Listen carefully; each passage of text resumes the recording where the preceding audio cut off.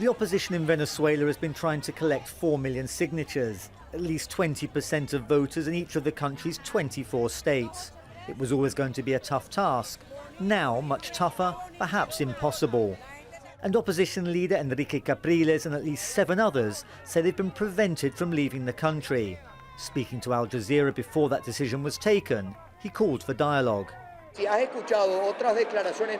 I have always called for common sense to keep the dialogue open, to keep the democratic window open, because Venezuela is a bomb waiting to explode. I don't want it to explode, because if it does, everyone will suffer. The Electoral Council accused the opposition of fraud, saying the names of dead people had appeared on the lists. And the government blames the crisis on what it calls a capitalist conspiracy.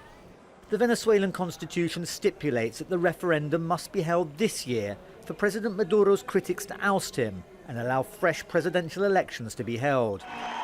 If not, the opposition's chances of taking power after 17 years of socialism introduced by Maduro's predecessor Hugo Chavez would be blocked. It can't go on this way. People need to open their eyes. Right now, sometimes they send food, some others there is no food. You can only buy what they want you to buy. People are starving everywhere and they have to queue to buy bread. Even in supermarkets, you queue every day because you don't know what you will find. It can't go on this way. I want food because I have nothing to eat in my house, but nothing. We go out, we spend the whole day queuing, and then comes the black market guy, and then we have no food. And this is worse and worse.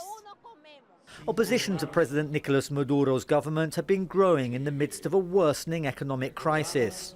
Food shortages, crumbling hospitals and rampant crime. The opposition accuses the Venezuelan government of clinging on to power by whatever means it can. Daniel Schweimler, Al Jazeera.